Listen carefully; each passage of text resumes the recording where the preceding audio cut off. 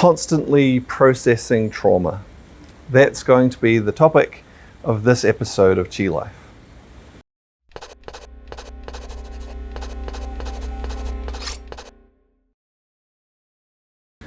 So if, like me, you've spent a lot of time exploring not just Qigong, but you could say possibly Qigong adjacent practices as well, different mind-body practices, different movement practices, you've probably noticed that over the last, it's a good few years at this point, there has been a trend that has emerged of a certain sector within that community who do these different types of practices, focusing a lot on trauma and processing of trauma. Now, of course, there's a place for focusing directly on trauma and for developing particular techniques and approaches for addressing trauma. So I think there's a lot of value in some of the work that some of these people have been doing. However, at the same time, it seems that for a significant number of people, this has extended into what I would consider to be unhealthy territory, where they focus so much on working with trauma that being traumatized, in a sense, becomes part of their identity. And no matter how much work they do on addressing, processing their trauma, they're constantly processing more of it, which really brings into question, like, well, what is the purpose of these approaches if it doesn't actually get you beyond the trauma so that you no longer need to continue to process it?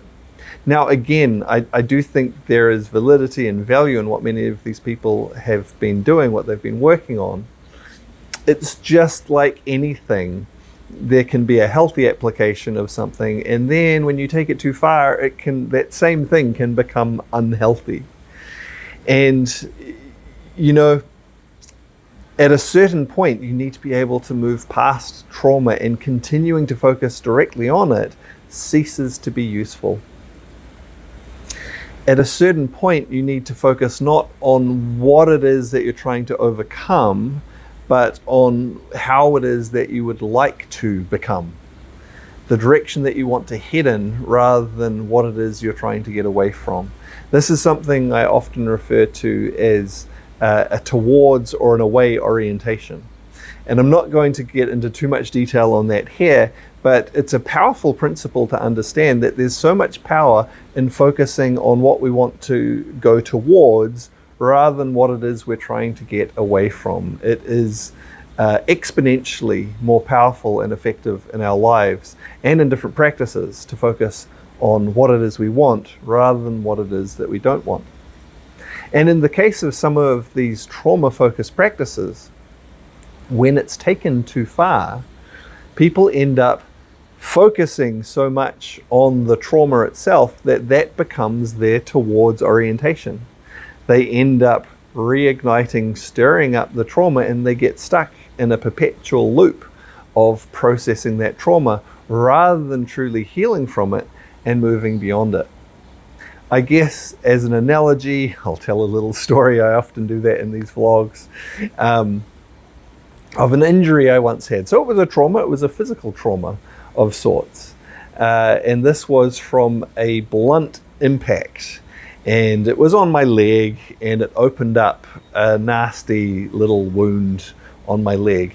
And one of the things, when you get wounds, so effectively a cut of a sort, but it's a little bit different in this instance, from blunt impact, they can be particularly nasty because you don't just have a section of tissue that is injured where there was a cut and everything else is healthy and it heals from there.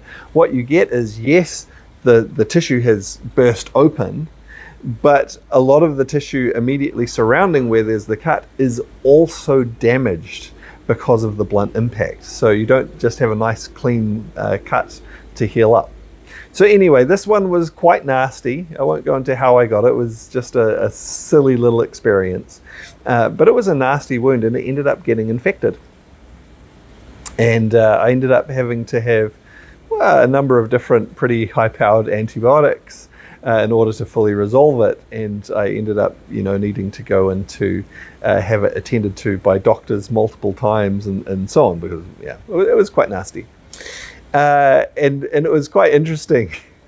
One time when I was seeing the doctor again for another wound dressing change, and it was the same doctor I'd seen previously, and he was like, sort of hoped it would have improved more by now.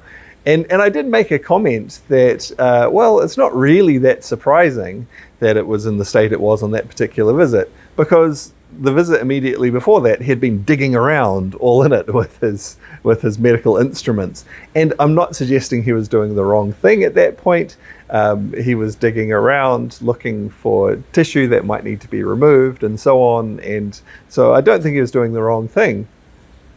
But again, it also wasn't surprising that the wound was in the state it was when just a few days ago, I don't remember how long, but a few days ago, he'd been digging around and stirring everything up. At a certain point, it's actually healthy to simply cover those wounds and, maybe check on them from time to time, as in this case, to make sure an infection doesn't get out of control, but to actually cover them and let them heal rather than constantly digging around in them. Now, again, this doctor, I think he was doing the right thing. If he kept on doing that every time I saw him digging around in the wound, it would never get better, because he would have been constantly re-traumatizing it. And unfortunately, this seems to be something that has developed as a little bit of a trend, a little bit of a pattern for some people. When they get into some of these different practices to address traumas of whatever sort they may have experienced, often it will be psychological or emotional of some sort. And again, there is value in focusing directly on these and working in specific ways to address them. But then they get into a habit of everything they do be constantly digging back into their trauma and never breaking out of that loop and moving on to health and wellness and freedom. So, what's my point here? Probably just a little warning out there. Maybe you yourself, or you might know someone who's got caught in this loop. And to recognize that at a certain point that it's time to, even if there are things that still require healing, stop focusing on that so much and focus on where you want to go beyond the trauma after you've healed.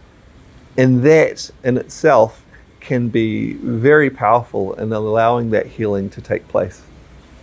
Now, in both instances actually, where you are wanting to focus directly on trauma and maybe there are things that need to be addressed in the first case, and also in the situation where you're ready to move on, where you've addressed what you've needed to address and it's time to move past that.